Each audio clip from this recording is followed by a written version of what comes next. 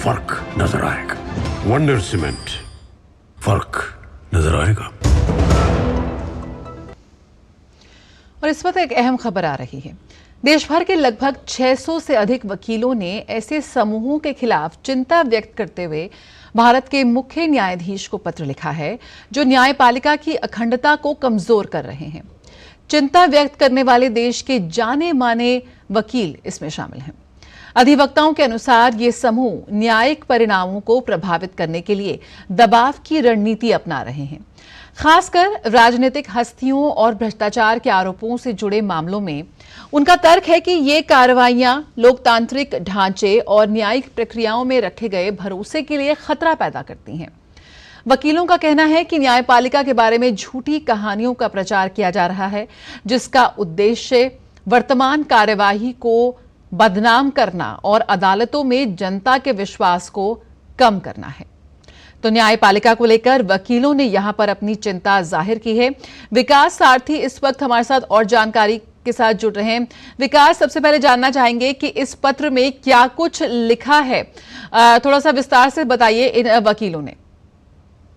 देखिए, मूल रूप से ये जो पत्र है वो राजस्थान हाईकोर्ट लॉयर्स एसोसिएशन नाम की एक संस्था है जो राजस्थान हाईकोर्ट बार एसोसिएशन के समानांतर काम करती है। इस संस्था ने एक चिट्ठी लिखी है चीफ जस्टिस ऑफ इंडिया को, क्योंकि वो देश की न्यायपालिका के प्रमुख हैं, सबसे बड़े जिम्मेदार पद पर, संवैधानिक पद पर चीफ जस्टिस हैं। और जो आरोप आपने अभी कहे ये इस चिट्ठी में लगाए गए हैं कि कुछ मामलों में सीधे सीधे जुडिशरी पर निशाना साधा जा रहा है, जुडिशरी को पॉलिटिकल डिबेट में घसीटा जा रहा है, कोर्ट की कार्रवाइयों पर सवाल उठाए जा रहे हैं। इसको लेकर के चिंता जताई है इस समूह ने। और मूलतः तो इस चिट्ठी पर हमने जो देखा उसमें राजस्थान हाईकोर्ट लॉयर्स एसोसिएशन के सदस्यों के हस्ताक्षर हैं, लेकिन उन्होंने इसके बाद इस पर देश भर के नामी वकीलों से, जिनमें आपने अभी नाम लिया हरीश साल्वे और भी वरिष्ठ अधिवक्ता हैं, उनसे भी संपर्क किया और उनसे एक तरीके का कंसेंट लिया है कि क्या वो इस पत्र पर सहमति जताते हैं। तो इन 600 वकीलों ने, जो राजस्थान के बाहर के जो वकील हैं,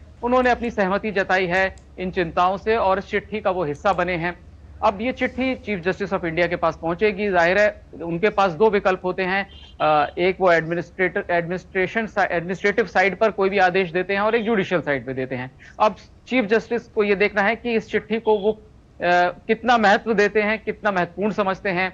इसमें एडमिनिस्ट्रेटिव साइड पर चीफ जस्टिस के पास कुछ क्या कर सकते हैं, मुझे इसको लेकर कोई बहुत स्पष्ट नहीं हूं मैं कि उनके पास क्या अधिकार हैं कि वो इस चिट्ठी पर क्या डायरेक्शंस दे सकते हैं। जहां तक जुडिशियल साइड पर बात है तो इस पर वो संभव है खुद इस पर एक ब्रीफ हियरिंग करें या किसी बेंच को असाइन करें कि क्या किया जा सकता है इस मामले में। तो बेसिकली मूल रूप से इन लोगों ने, इन सभी जो वकीलों ने ये आरोप लगाए हैं कि जो भी आजकल टीका टिप्पणी चल रही है वो एक आम जनता की नजर में जुडिशरी की अथॉरिटी को गिराती है, उसमें गिरावट लाती है। और इसीलिए उन्होंने ये भी अपना एक समर्थन जताया है कोर्ट की तरफ कि वो पूरी तरह से न्यायपालिका के साथ है, खासतौर से जो सबसे सुपीरियर जुडिशरी है, सुप्रीम कोर्ट है, वो जो भी कार्रवाई कर रही है किसी भी मामले में उसका पूरी तरह समर्थन करते हैं।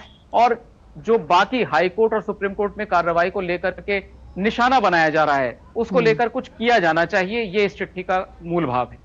बिल्कुल, यहाँ पर विकास, न्यायपालिका को लेकर, कोर्ट्स को लेकर हम भारतीयों में बहुत ज्यादा विश्वास है, आस्था है, लेकिन हाल फिलहाल में हमने देखा कि सीजीआई की तरफ से भी कई ऐसे कमेंट्स या ऐसे बयान आए हैं जब उन्होंने कहा है कि राजनीतिक मुद्दों को लेकर या एजेंडे के तहत, हाल में उन्होंने कहा था कि हम भी देखते हैं कि सोशल मीडिया पर हम पर भी कमेंट्स किए जाते हैं।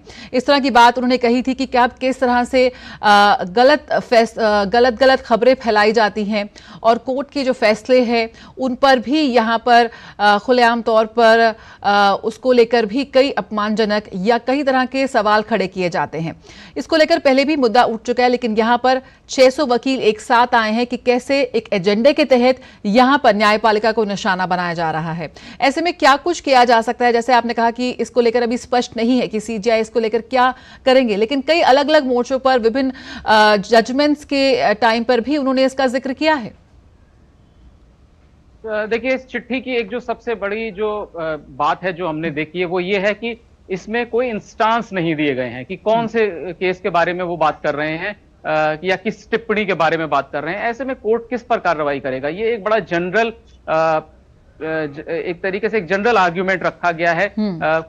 अगर आप वाकई में गंभीरता से कार्रवाई चाहते हैं तो देखिए, जो अगर वकील कोई कोर्ट की कार्रवाई पर टीका टिप्पणी करता है, चाहे वो कितना ही सीनियर एडवोकेट हो, वो बार काउंसिल के बनाए नियमों के दायरे में आता है, जिसमें स्पष्ट तौर पर यह कहा गया है कि एक जिम्मेदार जो अधिवक्ता है उसको कोर्ट को एक तरीके से सपोर्ट करना चाहिए, सहयोग करना चाहिए टू फाइंड द ट्रुथ, सच्चाई तक पहुंचने के लिए। दूसरी बात, आप बिल्कुल सही कह रही हैं, सोशल मीडिया में आए दिन तमाम तरह की टीका टिप्पणी, व्यक्तिगत हमले हमने अलग अलग जजेस को अलग अलग फैसलों को लेकर देखे हैं। लेकिन मैं आपको बताऊं कि कोर्ट के सामने जब ये पहले भी इस तरह के मामले लाए गए, चीफ जस्टिस को यह भी बताया गया कि उन पर व्यक्तिगत छींटाकशी की जाती है, टीका टिप्पणी की जाती है, तो उन्होंने कहा कि ये बहुत हल्की बातें हैं, इनको हम कोर्ट में ज्यादा तवज्जो नहीं देते, हम अपने ऑर्डर से और अपनी जुडिशियल प्रोसीडिंग से जवाब देते हैं किसी भी मामले का। तो ऐसे में ये चिट्ठी ने एक चिंता को जरूर जाहिर किया है।